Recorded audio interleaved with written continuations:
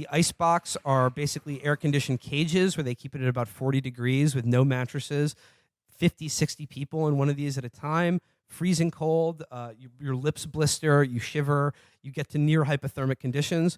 We know for a fact children as young as 4 months old have been separated from their families, from mothers, taken from their arms and put elsewhere. We know children have just disappeared and been literally sold to American families who have adopted them without the consent of their biological parents. The Argentinian junta love doing that, by the way. We know children have died in U.S. custody of easily preventable illnesses and just lack of medical treatment. So again, what do you call it when you take a population of people that you'd like to get rid of, put them together behind bars in a cage with purposely inadequate resources to, I don't know, deter them from ever trying to do it again or be alive in the first place? I wish there was a word to describe that. But, of course, AOC and others have said these are concentration camps and have faced a huge backlash for pointing out the obvious from, coincidentally, Liz Cheney, whose own father and family are fucking war criminals on par with, let's just say, other people. I mean, the thing is, I am like a pedant about this stuff, and I hate it when people sort of like overstate or exaggerate how bad things are because it completely throws things up. But like, there's just, that is the definition. Yeah. There's literally nothing. There's nothing to argue. The like Merriam-Webster dictionary fucking definition. And if we can't call it that, at least, then what the fuck? And I'm sorry, Chris stuff? Hayes the other night was just like, listen, I know concentration camp is a very loaded term, and a lot of people, he did a trope, right? It's the tropes again. And, he got one or two people saying you're doing a trope, and he backed down immediately and said, let's just call them detention centers. Oh, okay. Well, let's just concede the entire debate then. And then surely we can talk about the conditions in them. Because the cynical people who are manipulating anti-Semitism to get you to stop talking about it, they'll accept that and commend you for your reasonability and then operate from that premise. They're not going to keep moving the goalposts. And this whole idea that like... And he knows. Yeah, of course he has does. to know that's what it is. Knows. That's what they are. Obviously. To her credit, AOC has not backed down an inch on the concentration camp thing. She has continued to describe them as just that and even responded to, I think, one of the heads of ICE who made some unbelievable statement about how the kids have fucking, video games or they love it being there. And what she said was basically, if I was, in charge of a secret network of concentration camps, I probably wouldn't tell people what goes on there either. Yeah. Or wouldn't want them being referred to as exactly what they are. And again, like this whole thing about, she also said never again. And again, that's a trope. You get hit with a fucking, fuck's sake. With just a wave of these, I'm sorry, sclerotic legacy Jewish organizations in American life who zealously guard the Holocaust as their thing. And I'm sorry, for them to say never again, what they really mean is never again for us and fuck everyone else. Of course. Because here's the thing about America. We're taught about World War II and the Holocaust in such a fucking, in such a very specific, and I don't know about you guys, but I was taught about it rigorously. Like I was, at a very young age learning about the Holocaust. And here's the thing. I think it's done in such a way that Americans can only really recognize fascism when it's Auschwitz. Yeah.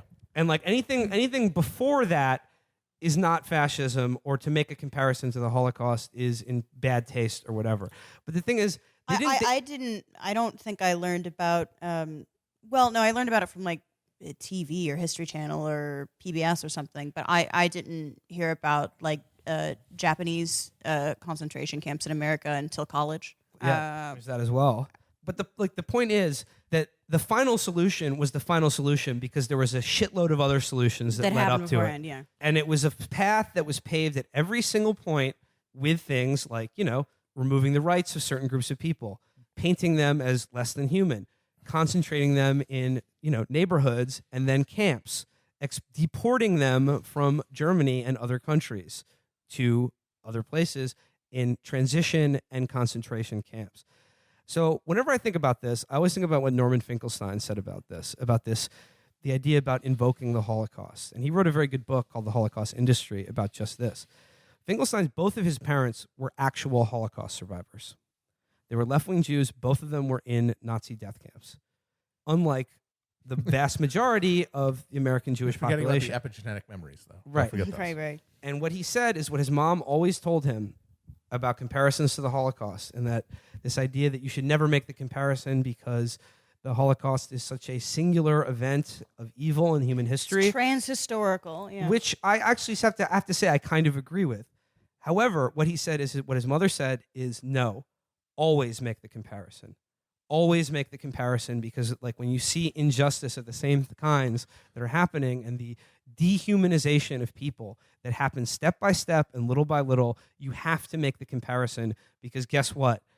This is a process and it leads somewhere. Yes. And that somewhere, I'm sorry, that's the end goal. And if you don't think that they're like a lot of these people, we have texts and emails from among ICE and Border Patrol agents and the people who are guards in these prisons, talking about them in the terms that would fit right at home in, let's say, Mouse. Yeah. No, when you look at what these guys are saying in these texts, if they got an order that said, "Hey, new protocol, we're putting all of them into in showers that have gas in them," they do it. I mean, without a question. And about a third of the country would probably be totally fine with that. Yeah, absolutely. So again, I mean, I think Amber's right. Like, you know, you have to be careful about making these kind of weighted historical analogies, but you also can't be too fucking gun shy about it, especially when the people who are telling you not to state what is right in front of your eyes are doing it for such genuinely abominable and cynical reasons. And also, again, literally dictionary definition. It was the British Empire who did it the first time in the Boer War, and that's exactly what the concentrate populations within a larger group. Yeah. And they were kept, again, in conditions that were dehumanizing and purposefully under-resourced, understaffed, and, you know, would just cause people to die of things like disease or, let's say, hypothermia, as several children have already fucking done in one of these, again, privately run concentration camps that are, you know, festooning this country at the moment. Well, I think that the distinction that they always want to emphasize is, well, the people who were in these concentration camps, that were real concentration camps, they didn't do anything wrong. They were just citizens. Oh, right. Whereas the other ones crossed an invisible line in the desert so they could get a job. To avoid being murdered or starving to death due to conditions created basically entirely by the United States by foreign American policy trade policy, and energy policy. Oh, and here's the other thing. I'm sorry, like when they did strip citizenship from German Jews, guess what? It was a law. They passed. It was legal. Yeah. So the Jews did something wrong by virtue of German law, the same way these people have now become criminals by, again, like I said, crossing an invisible line in the desert to get a fucking job. Yeah. I mean, here's another example. A jury in Arizona has just been hung. They couldn't convict an activist who was being prosecuted and facing decades in prison for leaving water and food in the desert for people crossing the border. Mm-hmm. Literally doing what the text of the New Testament commands you to do. Yes. And it was, I believe it was 8-4 for acquittal, which is encouraging. And that, honestly, I think that that's a pretty reflective number for the population. It's like, this bone chilling is all this is. It is important to remember that we are basically being held hostage due to our sclerotic, idiotic governmental institutions by a absolutely galvanized, maniacal minority. And that means that we have the numbers to overthrow them. Yeah, but I think what these people are realizing, you know, when it comes to this, like, now that they have all the power, I think what they're coming to realize is they don't necessarily need people. Yeah. They don't necessarily need a mass of support or even anything it's approaching. almost like we don't have a particularly democratic body politic. Yeah. Like, you know, down the line for like the social or economic vision that these people are through the courts and gerrymandering going to impose on the rest of us. Guess what? No, if we they don't really need any kind of popular will or consent to do it. If politics stays the way it is now, if the received order that we keep being insisted upon is immutable, is not challenged in any significant way, then they will continue to rule unchallenged. As Joe Biden said, you have to build bridges to these people, and nothing will fundamentally change. Mm-hmm. And again, I think Amber, you're right about this. I think the response to that is, oh no, things will fundamentally change. Yes. Maybe not for the people in the Hotel Carlisle. Yeah. But guess what? If your fucking solution is to reach out and keep things basically the way they are now, guess what? Things are going to fundamentally change. and it's going to be pretty fucking bad. There is a trajectory. Things are moving. Nothing holds still. It's going to go one direction or the other. Here's another, sorry to, keep being really cheery now that I'm back in America, but the other major thing that's happening, in the White House and in the world right now that I've been paying close attention to is the absolutely absurd and lunatic effort to start another fucking war with Iran. That's happening right now in front of all of our eyes in the most fucking Keystone Cops way imaginable. Like I said, we talked about this with Hassan, and since then, there's been another one of these oil tanker attacks where they're literally trying to tell you that a Norwegian and Japanese boat getting fucking mined or whatever is worthy going to war over. Yeah. They're on record basically saying that we just need another main to happen. So, Yeah, well, that's the thing is that they something happened. Maybe it was a false flag. I wouldn't rule out the Saudis, honestly, or even the U.S. intelligence, or maybe it was like a rogue element within the IRGC that wanted to undermine the moderates in charge of Iran. Who knows? Either way, you're not going to get it with Norwegian and Japanese boats. But now they're talking about sending the U.S. military as a sort of protective convoy for oil. Wait, hold on a second. That reminds me of something. That reminds me. There was sort of an incident. Yeah. It was a gulf of some kind. There was a different gulf. It was a different gulf, but Yeah. Here's what's really frightening. Okay, sorry. This is coming from Andrew Feinberg, who's a Breakfast Media White House reporter. Breakfast Media, Jesus Christ.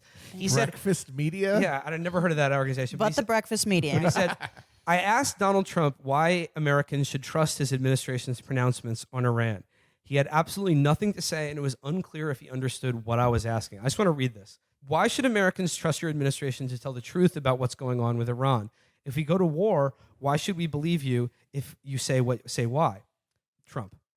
Well, we have Iran, and we've been talking to various people on lots of different sides, and we'll see what happens with Iran. We're very well set. We're very well configured. We have lots of things going on with Iran. I spoke with President Xi this morning of China. We'll be meeting at the G20, and I think that it is working out pretty much as I anticipated it would. China very much wants to discuss the future, and so do we.